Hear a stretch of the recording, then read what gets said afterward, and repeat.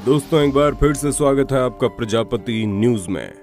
दोस्तों आम जनता की गलतियां हर किसी को दिख जाती हैं, लेकिन जब बात सरकार की आती है तो लोग आंखों में पट्टी बांधकर बैठे रहते हैं। तभी तो आज के टाइम पर अगर कोई बिना मास्क लगाए सड़क पर घूम रहा है, मास्क नहीं लगा रखा ना दोनों ने। नहीं लगा रखा ये मेरी। हालांकि ऐसा करना नहीं चाहिए और हम कतई इसका समर्थन नहीं करेंगे, लेकिन मान लीजिए अगर कोई बिना मास्क के घूम रहा है तो तुरंत उससे 1000 रुपए का जुर्माना लिया जाएगा, और अगर वही इंसान दोबारा मास्क न लगाए तो उसे 10,000 का जुर्माना लिया जाएगा। यानी कि जमकर वसूली चल रही है। पर क्या कभी आपने ये सोचा है कि अस्पतालों में बेड न मिलने पर सरकार के ऊपर कितना जुर्माना होना चाहिए, और वेंटिलेटर न मिलने पर सरकार पर कितना जुर्माना लगना चाहिए? और सबसे जरूरी बात, पीएम केयर फंड्स में डिपॉजिट किए गए करोड़ों रुपए कहां चले गए?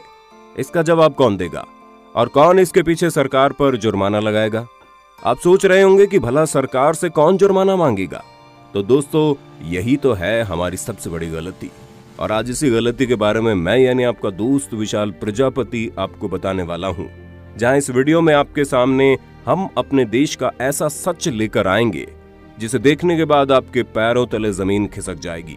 और हाँ, याद रहे YouTube हमारे इस वीडियो की नोटिफिकेशन 1 करोड़ सब्सक्राइबर्स में से सिर्फ कुछ हजार लोगों को ही भेजेगा, और थोड़ी देर में इस वीडियो को भी गायब कर देगा, क्योंकि उसे अश्लीलता से ज्यादा पैसे मिलते हैं, ना कि हमारे जैसे सरकार के खिलाफ बोले गए वीडियो से। इसलिए अगर आप चाहते हैं हम और वीडियो लाते रहें, कृपया इसे इतना शेयर कीजिए कि YouTube और सरकार के मुंह पर तमाचा लगे। वर्तमान समय में हमारे देश के क्या हाल चल रहे हैं हमें पता है, पर इस समय सरकार चुप्पी साधे बैठी हुई है। किसी को कोई मतलब नहीं है कहां कौन मर रहा है, और शायद इस टाइम कोई ऐसा इंसान होगा जिसके दोस्तों रिश्तेदारों की मौत न हुई हो। हर कोई इस महामारी के कहर को झेल रहा है। बढ़ चढ़कर सोनू सूद जैसे सितारे वो काम कर रहे हैं जो हमारे देश की सरकारों को करना चाहिए। लोगों को बेड दिलाने से लेकर वेंटिलेटर और ऑक्सीजन वगैरह की सुविधा तक हर एक चीज सोनू सूद जैसे सितारे कर रहे हैं, लेकिन सरकार घोड़े बेचकर सोने में लगी है। उसे तो जैसे जनता से कोई लेना देना ही नहीं है। पर क्या आपको नहीं लगता कि अब वक्त आ गया है सरकार का जवाब देने का? क्योंकि जिस हिसाब से परिस्थितियां चल रही है उससे कब किसकी मौत हो जाए किसी को नहीं पता।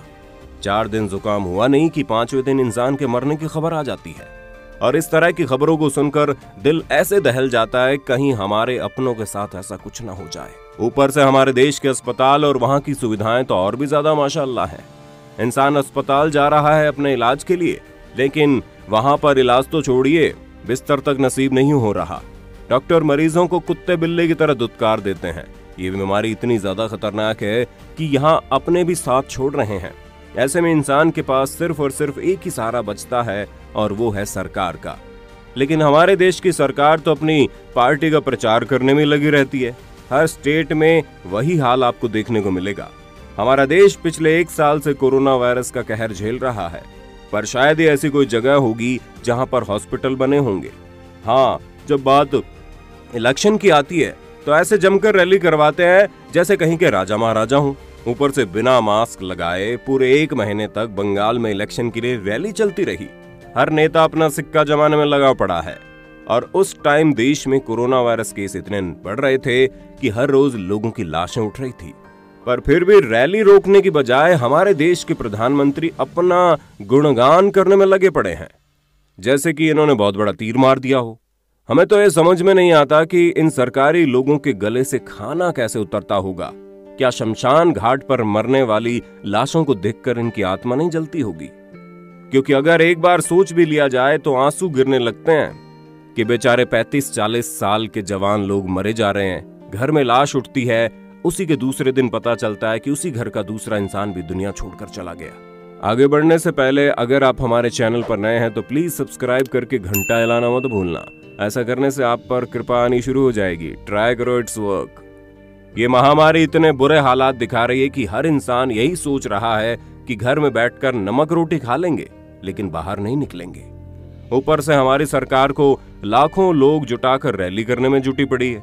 वो रैली जिसमें कही गई एक बात भी शायद कोई ही सुनता हो, लेकिन हम सभी को पता है कि इस तरह की रैली केवल पैसे देकर खरीदे गए लोगों से बनती है, वरना कोई बेवकूफ थोड़ी ना जो अपनी रोजी रोटी छोड़कर इन नेताओं का गुणगान करने जाएगा। और काहे का नेता, ये वही लोग हैं जिन्होंने अस्पताल बनवाने की जगह 1000 करोड़ का संसद भवन बना डाला। अब बताओ, इतने महंगे संसद भवन की किसको जरूरत थी भाई? कौन से बड़े तुर्रम खान आकर उसमें बैठने वाले हैं? ऊपर से 300 करोड़ का बीजेपी ऑफिस किसके काम आने वाला है? इतना सारा पैसा जो सरकार ने ऊल जुलूल चीजों में खर्च किया है, ये जनता का ही पैसा है, जिस अस्पताल और स्कूल वगैरह में बनाने में इस्तेमाल करना चाहिए। लेकिन नहीं, ये लोग तो पहले अपनी जेबें भरेंगे, फिर इस तरह की गैर जरूरत वाली चीजों को बनाकर अपने आप को काबिल दिखाने में लगे रहेंगे। दोस्तों, आप खुद ही बताइए, देश को 1100 करोड़ के राम मंदिर की क्या जरूरत है? अच्छा, राम मंदिर तो चलिए पहले बन गया था, हमको ये बताइए, क्या कोरोना वायरस में कुंभ सजाने की जरूरत थी? मतलब हमें तो नहीं लगता कि इससे कोई टूरिस्ट अट्रैक्शन होगा। ऊपर से जो श्रद्धालु यहाँ पर गए हैं, उनकी क्या हालत है वो हम और आप जान भी नहीं सकते। बेचारे कोरोना से न जाने कितने पीड़ित होकर स्वयं भगवान के पास पहुंच गए होंगे। लेकिन अगर इसी कुंभ मेले को रोक दिया गया होता तो न जाने कितनी जानें बच जाती। लेकिन सरकार को तो अपनी धार्मिक राजनीति करने से फुर्सत नहीं मिलती। अगर कुंभ रोक देते तो इनकी बेइज्जती ना हो जाती कि इतने बड़ी हिंदू सरकार कुंभ का मेला नहीं करवा रही है। मतलब हद है। जिस तरह आज आप हमारे देश की स्थिति देख रहे हैं, उससे तो ये चीज साफ है कि पूरी दुनिया भारत की बेइज्जती कर रही होगी। और जो चीजें हमें दुनिया भर से मदद के रूप में मिल रही है, वो कोई दोस्ती वगैरह नहीं है, बल्कि भाई साहब ये सब हमारे भारत देश पर तरस खाकर हमें दिया जा रहा है। मन ही मन दुनिया हंस रही होगी। पहले तो बहुत काबिल बन रहे थे कि हमने कोरोना वायरस को हरा दिया, लेकिन अब सबसे ज्यादा हवा भारत में ही टाइट है। और ये सब कुछ हमारे देश की सरकार की वजह से हुआ है, जिसके पास हमारी वीडियो में पूछे गए एक भी सवाल का जवाब नहीं है, क्योंकि सारा पैसा तो नेताओं के बैंक बैलेंस को बढ़ा रहा है। और एक बात और बताऊं, हमारी जनता भी कुछ कम नहीं है। तो सिर्फ लोग सोशल डिस्टेंसिंग और मास्क बिना लगाए घूम रहे हैं। कुछ हद तक ऐसे लोग भी जिम्मेदार हैं। बाकी दोस्तों, आपको हमारी सरकार और इस समय चल रही परिस्थितियों के बारे में क्या कहना है, हमें कमेंट में जरूर बताना। और इसी तरह की वीडियोस को लगातार देखते रहने के लिए हमारे चैनल प्रजापति न्यूज को अभी के भी लाइक, शेयर, सब्सक्राइब कर देना। और हाँ, हम फिर मिलेंगे नए वीडियो में। तब तक जय हिंद, जय भारत। दोस्तों, आपकी स्क्रीन पे 2 और वीडियोस दिख रही हैं, जिसे देखने के लिए आप इस स्क्रीन पर क्लिक करें। दोनों देखिएगा, बहुत अच्छी वीडियो बनी है।